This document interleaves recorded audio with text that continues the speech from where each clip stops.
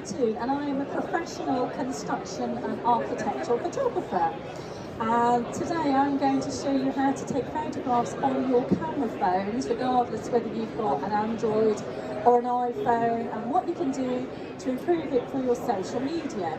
Now, I am a professional qualified photographer with the Society of International Commercial Industrial Photographers and with the Photography Society, and today I'm just going to show you how you can make images so much better for your social media. So what I've done, are you thinking about how you take your images for social media? Because let's face it, people just do their jobs, they do their work, they take a really sort of dark photo or an image and they just put it straight onto their social media, and they're not thinking about how it looks to their competitors, to their clients and their customers. So what I've done, I've got some examples that I've copied off the internet, so just to give you some examples of how not to put them on your social media. So for instance, these are ones I've taken that someone else has put on. This chap was a flooring, this is a tiler, and apparently that's a brand new bathroom.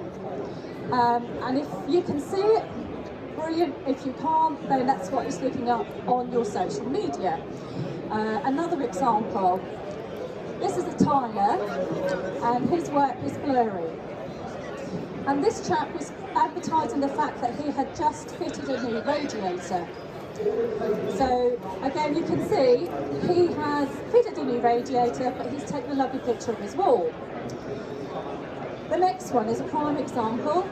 You probably can't see it on here, but this lady has had this installed in her house, and you probably can't see it, but she's actually got herself in the image, and there's a selfie of herself sitting on the floor in her slippers, and she stuck it on her social media.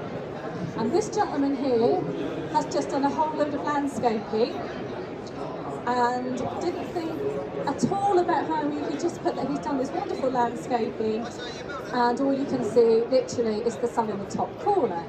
So people are putting images like this on their social media for what they do for their work, and it's not looking great, but it's really, really, really easy to change. This is one of my favourite ones I found. This chap was a landscape gardener, and he likes to be in every single shot. Apparently he fitted a fence, new gate, and a little bit of fence and gate. This is not how you want to show your business on social media, and it's so easy to do when you've got a camera phone. You just need to sit and think and compose, and as a photographer we use the word composition and composing all the time. You need to compose your shots. Now the next images are what I took of my own boiler system at home, and I'm not picking on boiler men or it's just what could I use. Now when you work in very confined spaces, it's very hard to get an image, and I don't know if you can you see them all right on there? So confined spaces are really difficult, but you need to show, like, say for instance you've just fitted this lovely boiler, you need to show it in a way that your customers can see what you've done. You do not need to take it all in one go. You can compartmentalise the parts that you've done so you see it in relative sections, not just cram it all into the image. Again, this is one that I've taken at home. We just had an underfloor heating system fixed, so I thought, right, I'm in the cupboard, I might as well take some.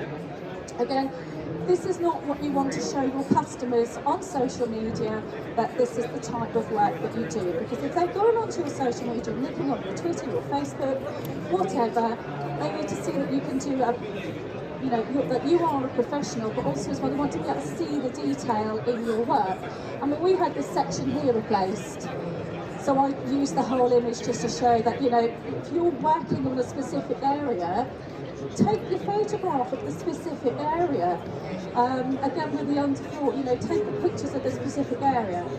So what I'm just about to show you is little tricks and ideas that you can do on your social media, on your phones, just to sort of make it different. So, there you go. You've taken your photograph under the stairs, it's dark, you can't see the subject. Now, everybody knows how to take a selfie, everyone knows how to take pictures of the dogs and cats.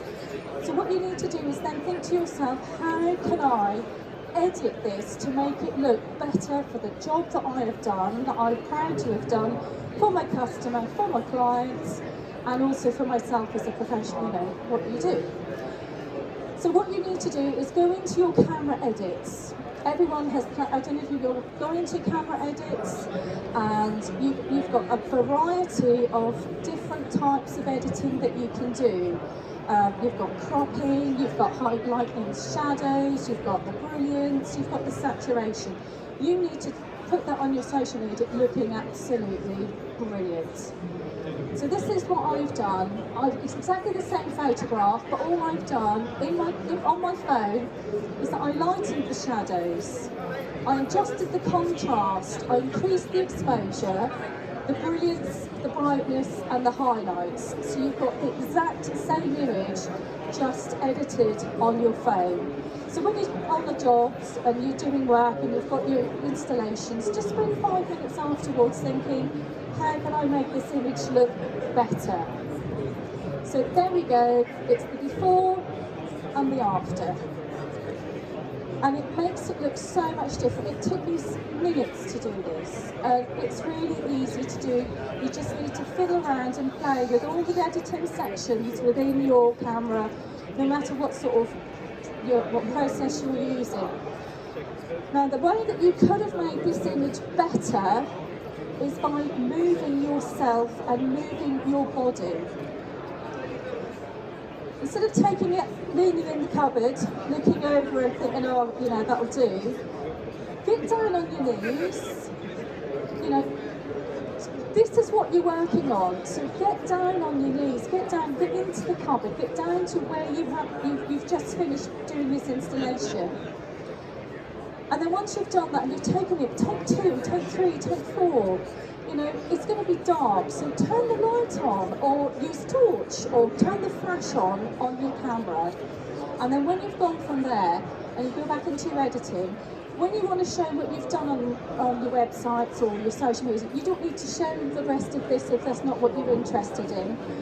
So you can go into your edits, and then crop the image so your customer or your clients can see that this is what you've just worked on.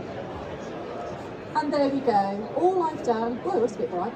All I've done is gone in and edited it, and I've brightened them, I've cropped them. But move yourself. As a photographer, you need to, or like playing tennis or whatever, you have to move your body to get to where you need to go. It's not going to come to you. So move, get on the floor, lean over or whatever to get, it looks so much nicer than it did the original images. I was actually waiting for the oscillators to be delivered, so that's why it doesn't look right.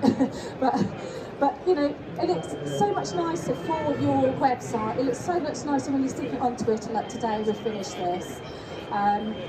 So again, what I'm trying to say is focus on the important parts of the work that you have done. If you've installed this new boiler system, you don't need to try and take it all in one go. You've put the new tanks and expansion tanks in. Just focus on that part only, because no one's going to be interested in the rest of the tank. If you're in a confined space, it's going to be incredibly difficult. I mean, this is my tight airing pump, and that's difficult to get into. If you've done the pipe works, just concentrate on the pipe works. Now, the next bit I'm going to talk about is when you're photographing on a construction site. I see this so often. I'm a construction photographer. I work on construction sites. So I do photography for builders and architects and whatever. And what they want to see is the ongoing process of how the build is going. Nobody wants to see the rubbish on a building site. Believe me, there is a lot of rubbish on a building site.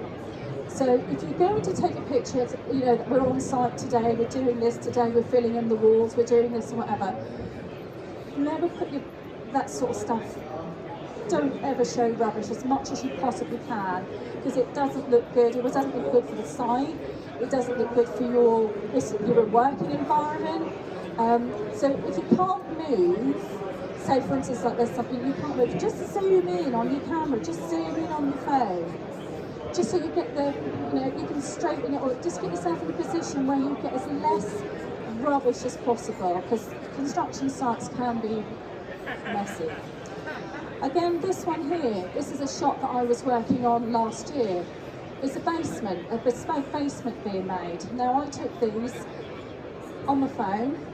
Now that is, you can't see it, it's entirely, it's dark shadows, it's completely blurry, and you can't see what you're trying to say. So if you're on a site and you think, oh yeah, here I am, this is what I'm working on, tap, it's not going to work. So the best thing you can do is you move around the site as safely as you can. Never shoot into the sun. Always have the sun behind you, because you'll get such better images for your photos.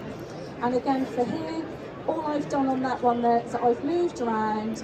Luckily the cloud came over, I had a little bit of cloud, and I've just upped the shadows, upped a little bit of highlights, added some saturation into it, and I brought it, and it's all there in your editing sections in your phone, whether you use Apple or whatever. It's really, really, really simple. And again, I see this quite a lot.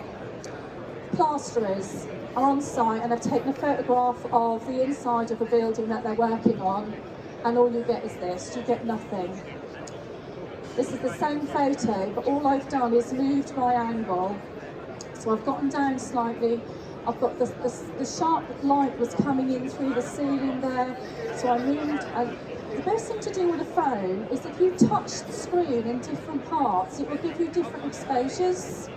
Your camera phones will always go that I was focused in the centre, and it will expose for the centre. So what you need to do, the best thing to do is touch your screen, and it will change. It will lighten, it will darken, and you get to a point where you think, actually, yeah, this looks really quite good. So once you've done that, take your photo. Then from there, you can then do your little in-camera edits.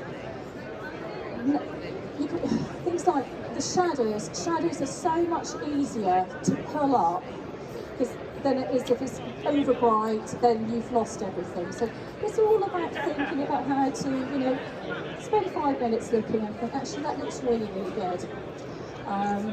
The same if you've just put a brand new workbench in, you spent all these hundreds of pounds putting all these lovely things, you're not going to see anything. So again, it's all about looking at your camera, looking at your phone, and then just tweaking it just a little bit. You can bring it all up, and it's really quite easy to do on your phone.